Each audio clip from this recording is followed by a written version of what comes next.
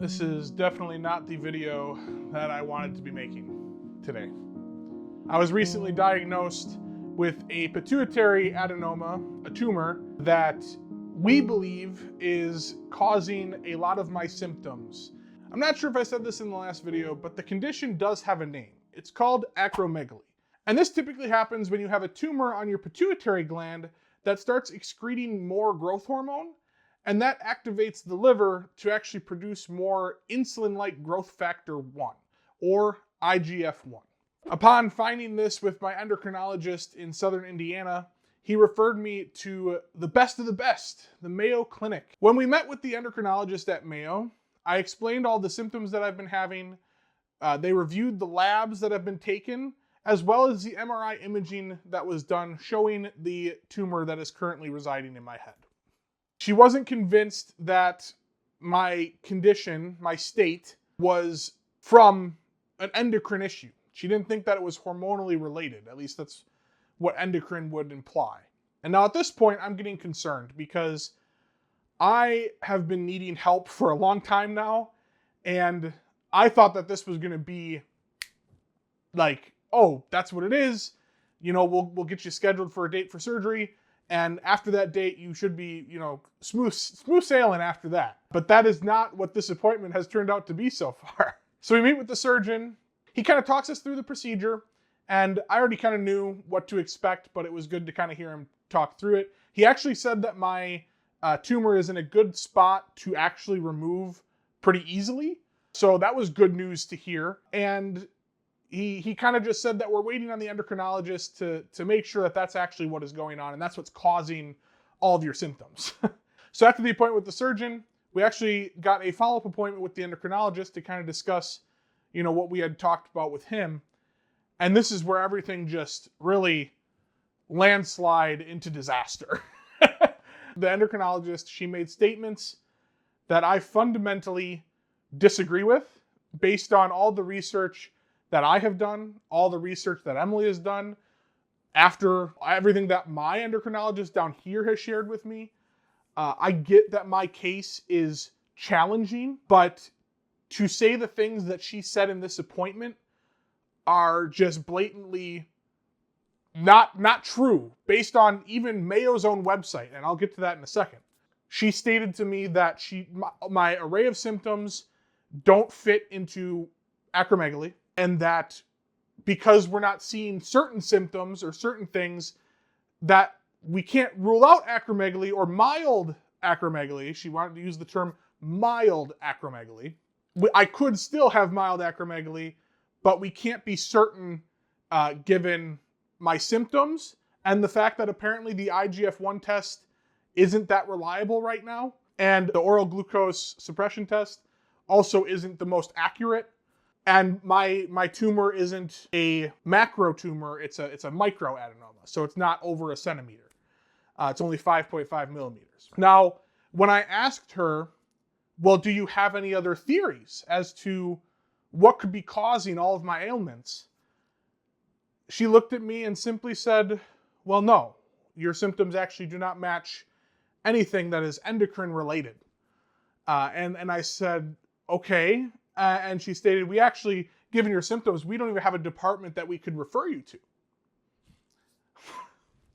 So now I'm just kind of baffled, because not only are you saying that we shouldn't do the surgery because you don't think that's what is causing it, and on top of that, it's conflicting with what I know acromegaly to be, but you also don't have any alternatives as to what is causing me so much physical pain and anguish and putting my life at risk.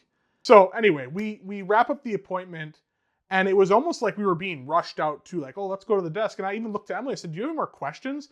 And we tried asking questions to see how she was coming to this conclusion, because I'm concerned for my health, and her method of treatment going forward was going to be wait and observe.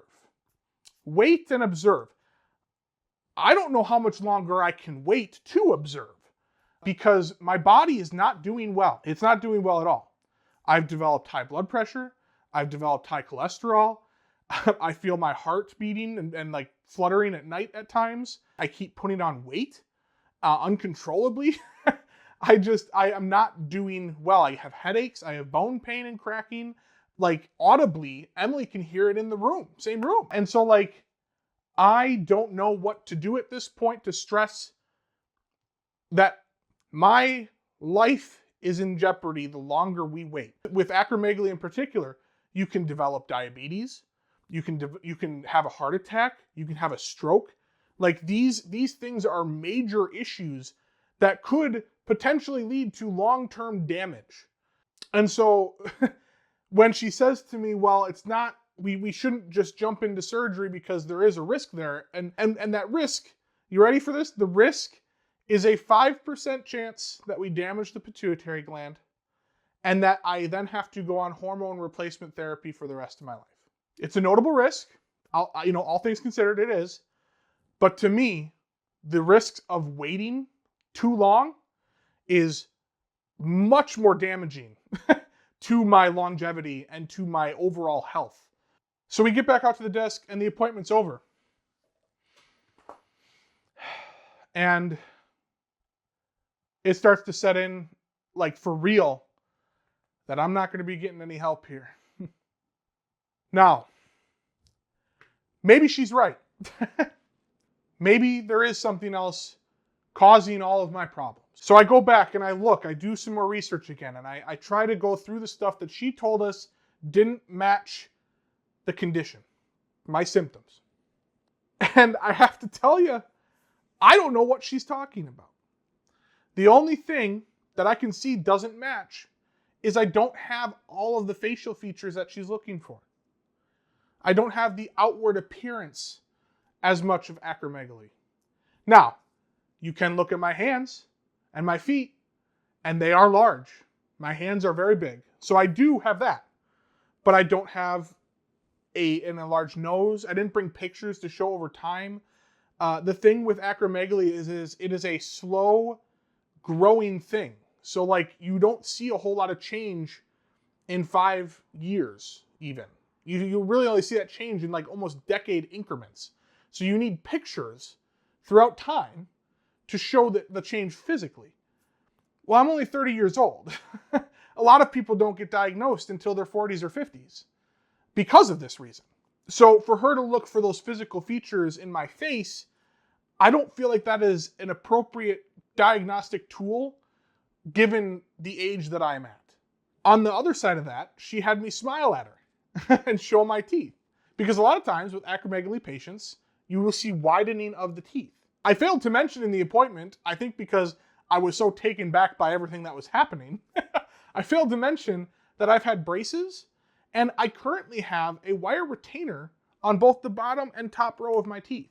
The focus on physical appearance was definitely a larger part, in my opinion, of her diagnosis, because you start diving a little deeper and you look at the physical symptoms that I'm experiencing. All of my symptoms, I feel like you can look in both the list on Mayo's website, as well as on the Cleveland Clinic's, and on UCLA Health, and the NIH.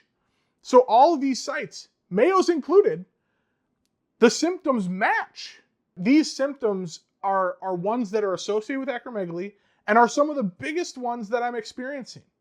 Extreme tiredness, headaches, joint pain, more sweating and body odor. Like these things are me to a T.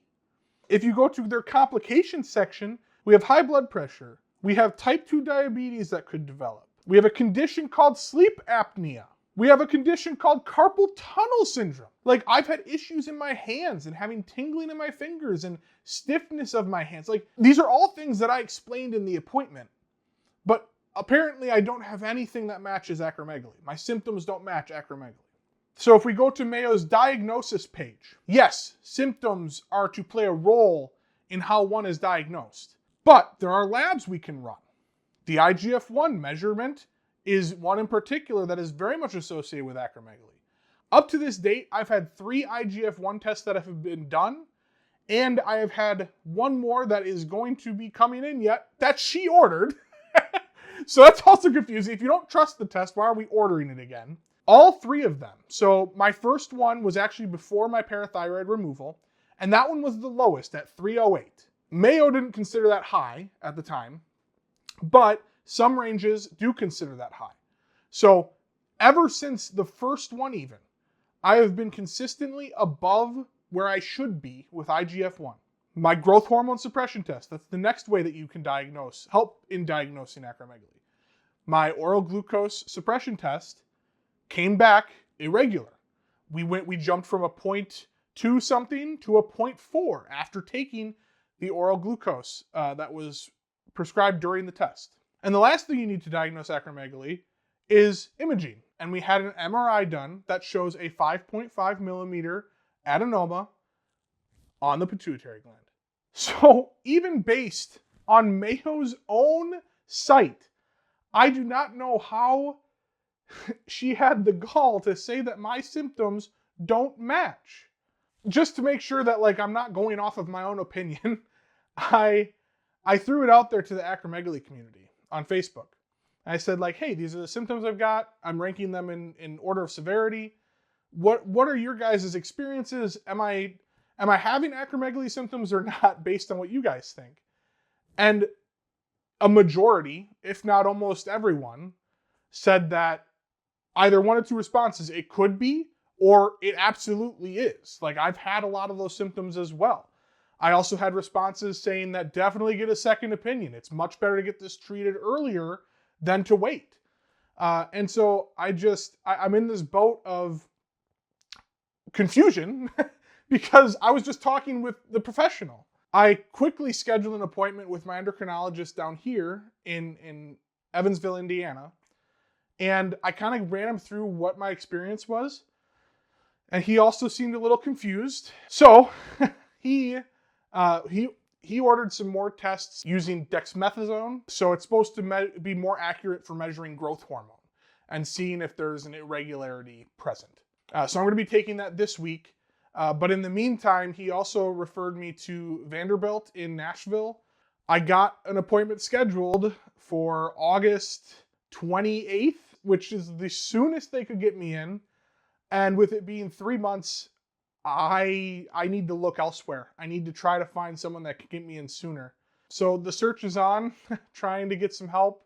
I do have an appointment with a different endocrinologist at Mayo on the 23rd of June here. So I'm going to talk with him and see if maybe he'll have a different opinion. But yeah, I need help. And I think the best way to get that help right now is by putting this information out there. I know the ending of this video definitely was lab heavy, so I apologize for that. But I think getting this information out there is really important. And that way, either, maybe you guys have suggestions for me of who I could go and see, or maybe you have suggestions or ideas of what else could be affecting me and what is causing me all my problems. Because, hey, if it's not acromegaly, that's also great. Whatever's going to help me resolve my issues, that's what I want to get to. And the sooner the better, because the longer we wait, the worse I continue to get. Yeah, there's a lot of issues right now with our healthcare, and I have been darn well beaten down by it. But I'm not giving up. I'm not going to give up. Like I said, this is not the video that I wanted to be making right now. I wanted to say, hey guys, I got a surgery scheduled, and hopefully that'll be the end of my problems. And I can just start losing weight again. And I can get healthy again, and my body will just function normally. I just want to function normally. But instead we'll wait and see. We'll wait and observe. We'll schedule an MRI later this year to see if the tumor's grown. That is just not an acceptable approach for me. I am pretty certain that it is this thing causing all the problems, because before my surgery of my parathyroid, I had a lot of heat that was down to here. After the parathyroid adenoma was removed, it's now shifted up here. And guess what? It's predominantly behind my eyes, which where is your pituitary gland? Right there. Yeah, I think it is hormone related, and I think it is the pituitary adenoma. and I think that it requires brain surgery. That's my theory, and my theory has a lot of backing to it, and I'm not alone in thinking this. I have another medical professional backing me. I have someone else who believes it with me that's in the field, and so I'm going to get a second opinion because I can't wait. I can't wait. But yeah, thank you guys so much for being here, watching to the end, and I promise things will get better. Things will look up. We just gotta get through this hard time. And I will update you as soon as I can. So I love you guys, and yeah, talk with you soon. Okay, well, we have an update. Okay, so just to get a timeline of events here, the appointment that I just discussed with you happened on May 27th.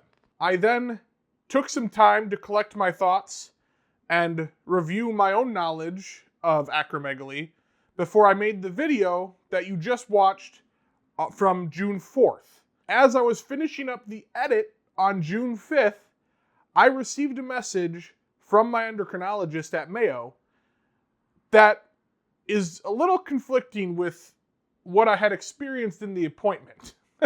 In the message, she talked about how the IGF-1 test that she ordered was going to take a little longer to come back than she was hoping, and with that in mind, we could now consider doing hormone therapy or surgery, and that she wanted to schedule an appointment with me to discuss my options.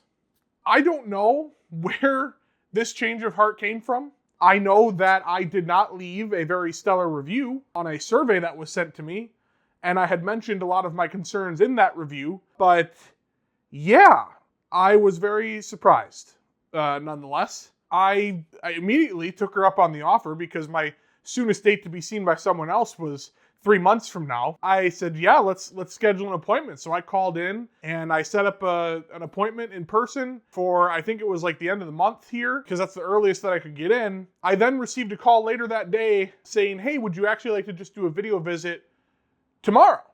In other words, today.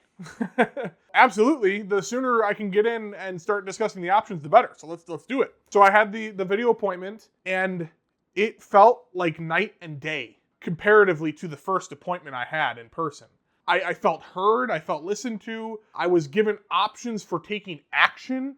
I was run through, like, if we go the medication route, what complications could arise with that? There are side effects that are associated with the medications, and then how soon you could get in for surgery, how the medications might impact the surgery, because apparently some of the medications have been known to shrink the adenomas, and then with how small mine already is, it could make it more challenging for the surgeon to remove. So I took all those things into account, and I talked about it with Emily, and I got back to my endocrinologist and I said, we would still like to pursue surgery because we feel like that is the best course of action, is to deal with the root cause of my problem.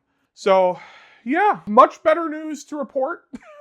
Hopefully that means I'll be getting help soon. She did mention that scheduling surgery, the surgeon said it could take up to 2 weeks. Once I get approved and I can get on the schedule, we might be having this whole thing resolved within a month. Saying a lot of prayers for that one. I'm just glad that it sounds like I'm finally going to be in a place where I can get the help I need for the condition that I have. Even if there was still some cautioning saying that, we can do the surgery, but your symptoms may not be related, so it may not go away. So even though there's still a disagreement on what symptoms are related to acromegaly, the condition, at least we're willing to try to go after the thing that is the most prominent leading theory.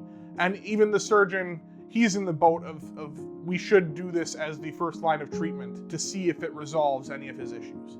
All that being said, I already did my outro before, but I'll add another one here. Thank you guys for watching, and I'll see you in the next one. I just got news that my sister might be having her baby tonight, so I might be getting another niece pretty soon. So there, we have a little bit of good news sprinkled in at the end, as well as, you know, I'd love to share with you guys later in another video about the wedding, because yes, I'm married now. I'll be sure to make a separate video kind of going through a lot of the big life changes that have been happening outside of this tragedy. So, oh yeah, and have a wonderful week.